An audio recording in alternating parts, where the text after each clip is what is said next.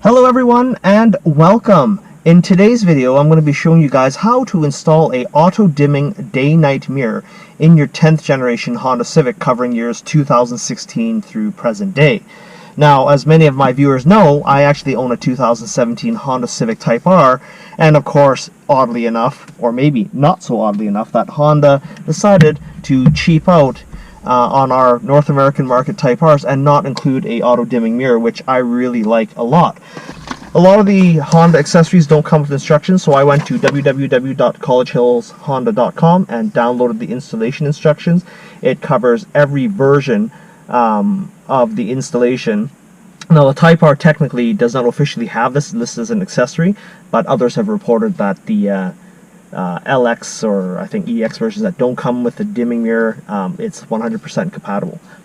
So in the instructions here, it actually lists, all the different parts that are included in the wiring kit, and then also what the service parts are. So automatic day-night mirror with CBMS and another one without CBMS. Now, I believe that is collision mitigation braking system, which is like the Honda sensing that would typically be found right here on some of the vehicles. It's Type R, so it's got nothing, so I'm ordering the unit without CBMS. The instructions also provide you a detailed list of tools and supplies required. Real basic things. Most people ought to have them at home. So anyways, let's go ahead and start taking the car apart. So before we do any type of work on our car, we're going to want to disconnect the negative terminal on our battery. We're going to remove the roof console, and we're going to accomplish this by using a small flat-bladed screwdriver and just prying the covers out of the roof console. You just gently pry around the hinged areas on the switch, and you can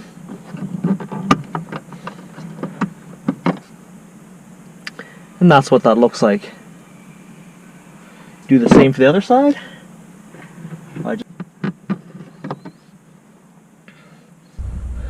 So inside our roof console, it's held into the headliner with two Phillips screws.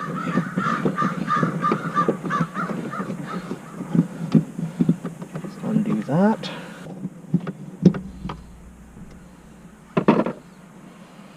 And carefully remove the console. Now disconnect the various wiring connectors by just pressing down on the connector.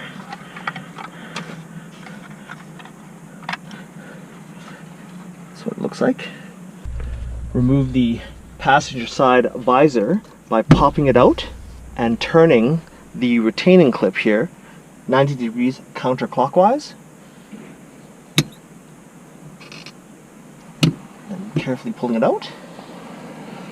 Now, to remove the driver's side visor, what we're going to do is we're going to fold it downwards, disconnect it from this retaining tab, and then we're going to take a small flat-bladed screwdriver that's well wrapped in tape to prevent scratching, and we're going to locate the little vertical slot inside the pivot hinge. We're going to use our screwdriver just to help push it along the way, and then we're going to hold that tab to prevent it from rotating back, and then rotate it again, and the whole thing just comes out like this.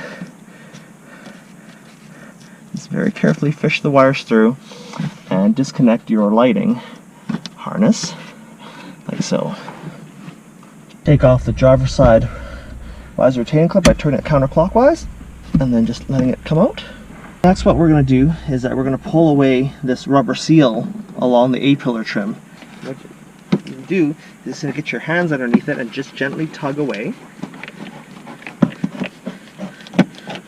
Pull the seal off like this.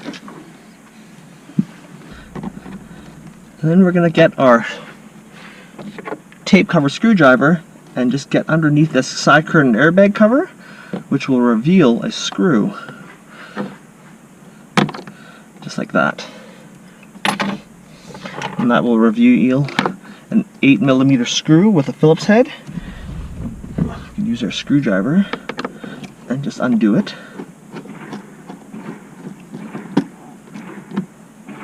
Then carefully pull the side curtain A-pillar airbag cover off. Now there's a little pop clip right here, so you're just going to have to carefully manipulate it out so it unclips.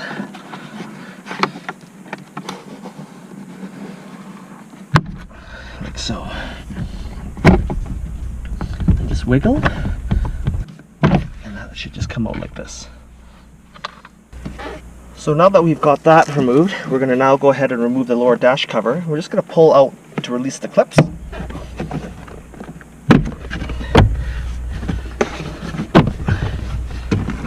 Just carefully pop everything out. And then disconnect the connectors as required for the VSA or the traction control switch. Disconnect the aspirator hose is what Honda calls it. The side connector.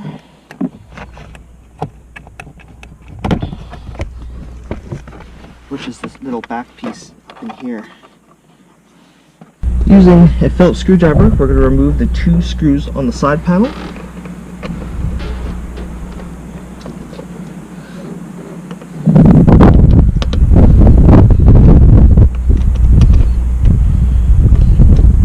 And then what we're going to do is just sort of grab the bottom edge of the side cover and very carefully get our hands in behind the panel, watching that you don't have any sharp edges in the metal back here cutting your hands, and then just carefully pop the side cover off. That's what it looks like. We're going to remove the driver's side door sill, and we're just going to carefully get underneath it with our fingers and pull up to release the little pop clips. You can feel where they are. You're just gonna wiggle them off. So this is what it looks like when it comes off. You can see the clips kind of came out here.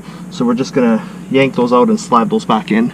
So we pulled our door seal out earlier. We're just gonna keep pulling away here so that we can have a little bit better access to this driver's side kick panel. It's also held with some pop clips. So we're just gonna very carefully apply some pressure to release it.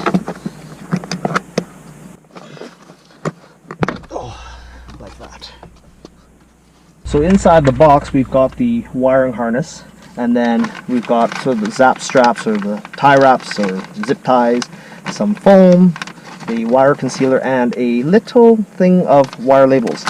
And so according to the instructions on step 16, it says to wipe the fuse case that's on the wiring harness, which is this yellow looking thing right here, with a little bit of rubbing alcohol for adhesion purposes.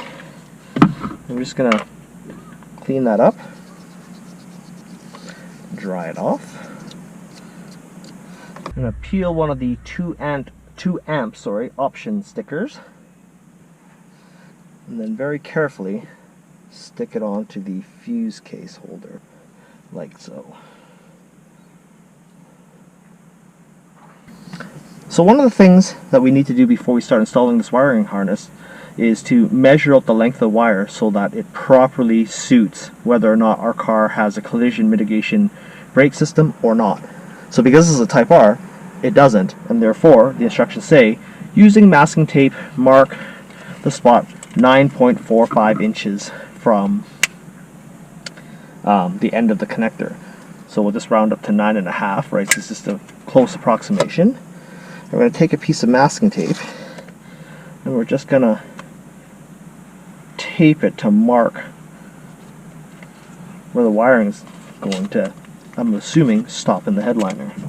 One of the things that we want to do is attach our wiring harness to the grounding bolt, which is tucked in way back up in here on our fuse block. So we're going to just go ahead and undo our fuse box here to give us more clearance.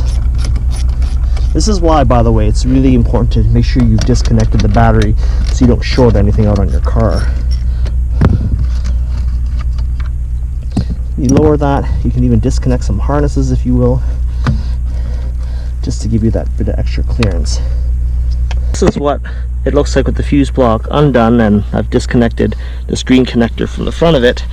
You can actually see it's way up in here by this cross member, and that's just a 10mm bolt that we need to attach the grounding ring of our wiring harness to. A small 1/4 inch drive ratchet with a 10mm socket on the end. Reach up inside and undo the common ground bolt. So we're going to take the grounded end cable of our day-night mirror harness, which is this one wrapped in tape, and we're going to push it through our bolt and then reattach it to the grounding point on the frame. Now these other two extra wires are actually me pre-wiring my radar detector as well as my dash cam power module, since I'm under here anyways. You want to make reassembly a little bit easier, or even disassembly for that matter. You can always disconnect some of the wiring clips located right here and right here, just to give you that little bit of extra clearance to maneuver your fingers around in there, because if you drop that bolt, it's going to be a little bit difficult to retrieve. Not really sure how well you guys can see this, but the original factory ground actually has a centering pin or a retaining sort of tab on that lug connector that goes into a hole slightly above where the bolt hole is, and that's just to keep things sort of centered and well contacted. What we want to do with our wiring harness is that we want to route it up along the side of the fuse block, inside the frame, and then up through the hole in our dashboard here. And just taking care to be very careful when you're pulling the wire, because there's a lot of sharp edges here. You just want to fish this wire through. I couldn't show you guys how I routed the cable, but I'm going to have to sort of walk you through it because it is a bit of a mess back here.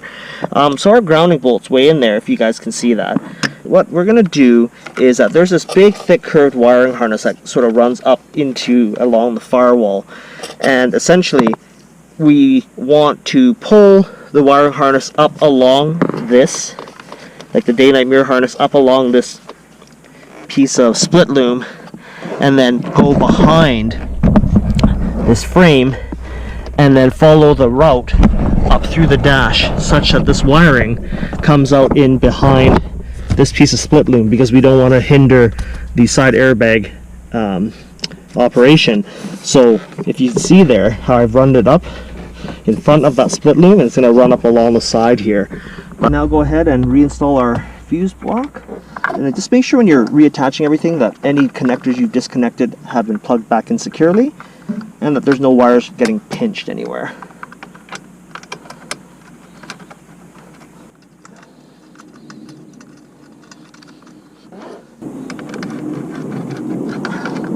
Our fuse block just needs to be snug. So once we've tightened our fuse block down, we can make sure that this wiring harness we disconnected earlier is snapped back into its retainer, and then plug it into the fuse block, and then taking our day-night mirror harness and plugging it into the accessory connector. Now if you've got some other accessories, there will actually be a power split block where you can attach it to this piece, but my car only has a day-night mirror so far, so we won't be making use of this auxiliary outlet on the new harness. Okay, so this is what everything looks like put back together. Plugged our harness in, we've plugged in our mirror power harness, and then just reattached everything. Strapped it up at the top here so that things don't rub and chafe along any sharp metal edges. Just give it a quick feel to make sure that that's actually the case. Okay guys, so now that I've carefully routed the day-night mirror wiring harness, it's really important to use 3 tie wraps and attach it above this body wiring harness that runs up along the A-pillar. Now there's 2 extra wires here because I've also included my radar detector and dash cam wiring since I'm in here. But anyways, you want a tie wrap at the top, the middle, and towards the bottom to secure everything. You want to make sure that nothing gets in the way of the factory side curtain airbags. And the reason why we had to disconnect the visor is that we had to get the headliner out to get in underneath. There's like a metal lip so that it conceals everything nice and neat. And so I've just tucked everything in, and I've done some prelim measurements of it coming down the wire channel, and then ultimately this will plug into the back of our day-night mirror when I get it in. Same thing for the radar detector and the dash cam wires.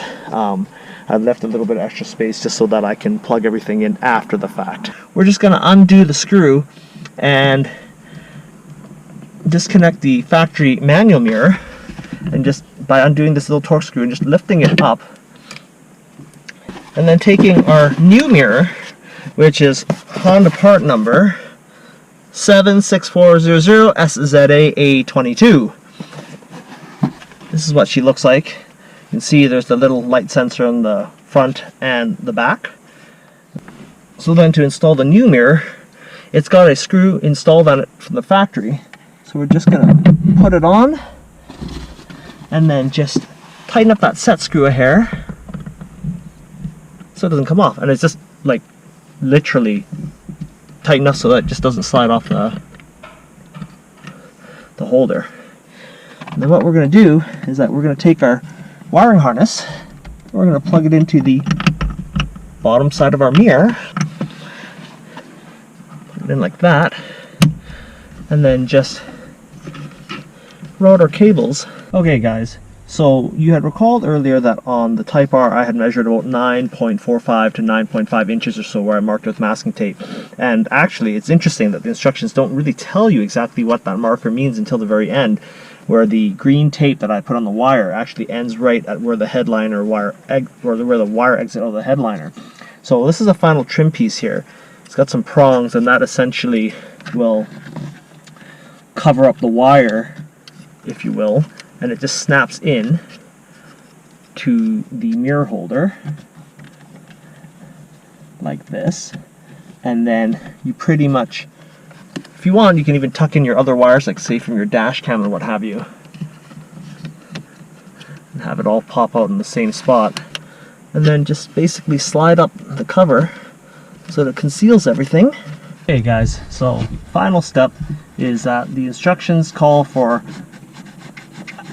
attaching the wiring harness to the body using this special foam tape. And basically what the foam tape is going to do is that it's going to wrap and encapsulate the mirror harness so that it doesn't move around inside the headliner, so that it doesn't chafe and I guess damage the wiring. So you have to be super careful here to try to get this in without creasing the headliner. But I believe how you can do this is you're just going to clean the surfaces with some rubbing alcohol, and then I'm just going to carefully attach. You have to look in from the opening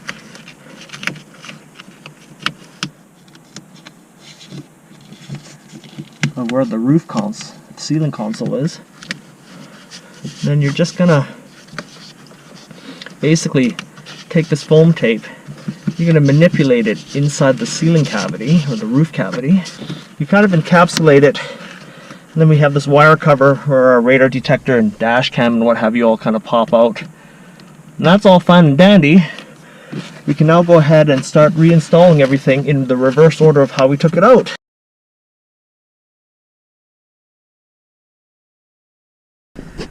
Okay guys, so it's nighttime now, and I wanted to wait till night so that you guys could see the effects of the day-night mirror. Now on the front of the mirror there's no indicator to suggest that this has got any power. So how the heck do you know if it's actually working? Now you can see I've got a bunch of junk in the back of my car and there's no bright lights from behind. But if I take a flashlight and turn it on and shine it, you can see that the glass starts kind of turning that greenish tone. And then if I take it away, it goes nice and light. So that's how we know that it's working. So I hope you guys found this video useful and informative. If you like this video, give me a thumbs up and consider subscribing to my channel. Thanks for watching.